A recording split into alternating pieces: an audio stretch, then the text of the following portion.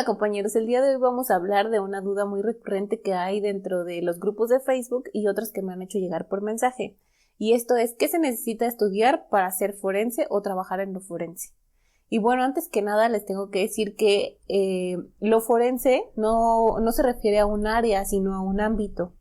Entonces tenemos que las 4 áreas de conocimiento son las que todos conocemos, las ciencias matemáticas o físicas, las ciencias de la salud, las ciencias sociales y las ciencias o las humanidades y artes.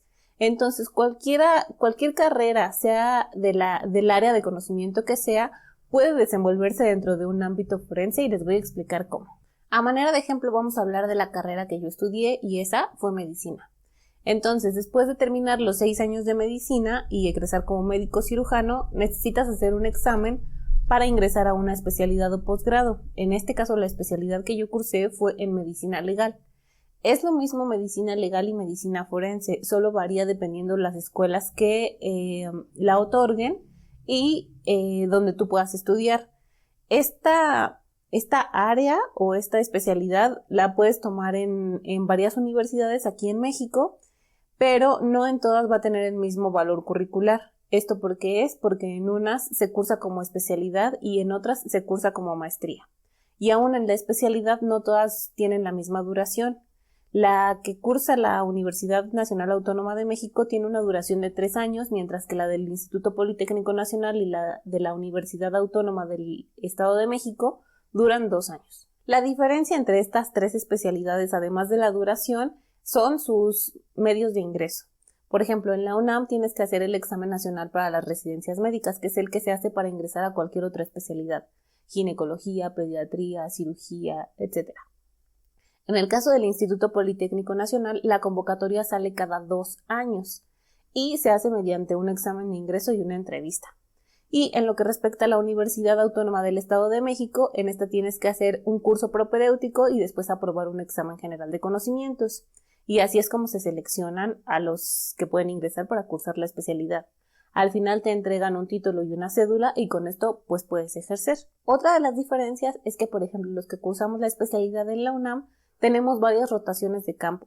Pertenecemos a una sede que es la Secretaría de Salud de la Ciudad de México y sus hospitales, en este caso el Hospital de Joco, pero durante los 3 años de la especialidad hacemos distintas rotaciones, ya sea por dependencias como CONAMED, la Comisión de Derechos Humanos de la Ciudad de México, distintos anfiteatros en el Estado de México, agencias del Ministerio Público en la Ciudad de México, el INCIFO, la Fiscalía General de la República, entre otras.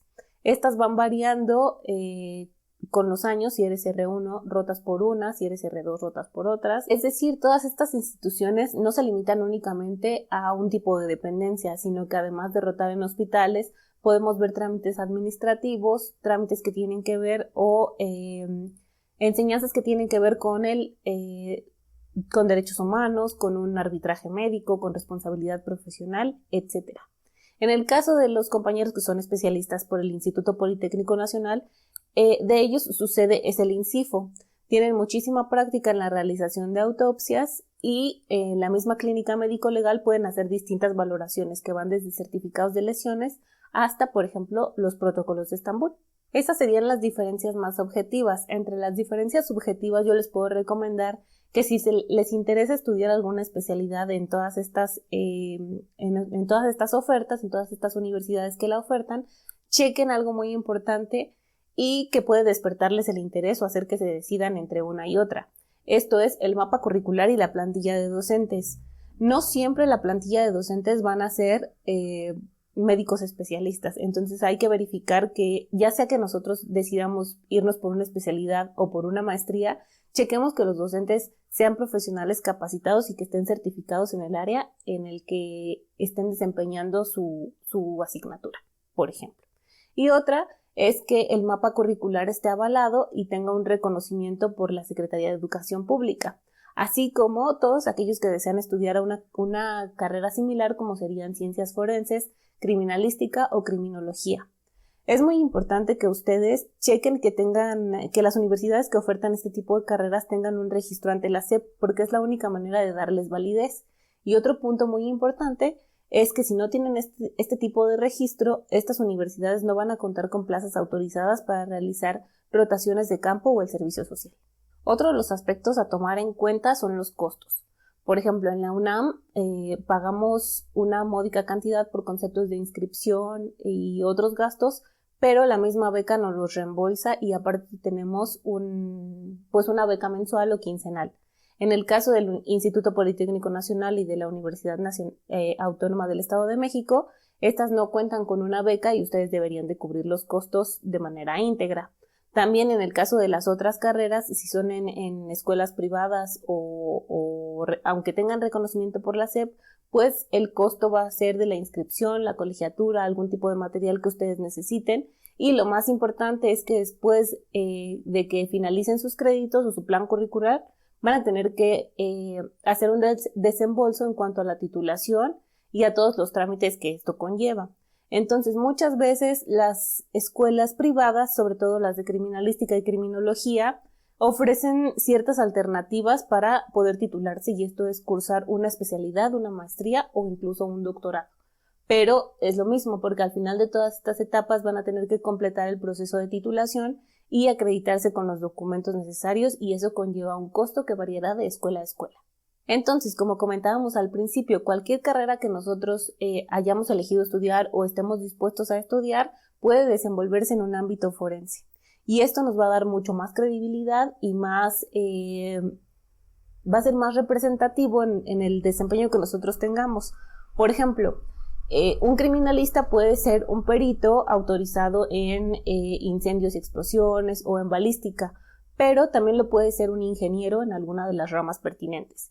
Y esto pues va a tener muchísimo más reconocimiento porque el estudio va a ser mucho más específico y enfocado a lo que nosotros realmente queremos resolver y que son los problemas o investigaciones legales en estos ámbitos. Otra cosa que es muy importante remarcarles es que lo forense no se limita a únicamente ver cadáveres.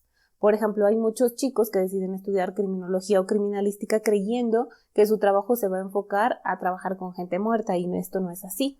Pueden desenvolverse realizando múltiples actividades, sobre todo actividades de campo en el caso de la criminalística, que es ir al lugar del hecho o del hallazgo, recabar indicios, hacer fotografías, etc. Pero esto no necesariamente implica que ustedes van a trabajar dentro de la investigación con un cuerpo o en esta parte de lo forense, sino que pueden ser múltiples aplicaciones. Como les digo, puede ser un ingeniero forense, un químico forense, un médico forense, un mecánico o un cerrajero forense, porque de esas disciplinas pues también hay mucho campo de trabajo. Entonces no nos cerremos a pensar que es únicamente el trabajar con muertos, sino que es el desempeño de una profesión dentro de un marco de una investigación legal. Y bueno, pues hasta aquí el video de hoy. Espero que les resulte muy interesante. Si ustedes conocen a alguien que les pueda resultar interesante, pues compártanselo. Si tienen alguna duda, déjenla en los comentarios y no olviden suscribirse.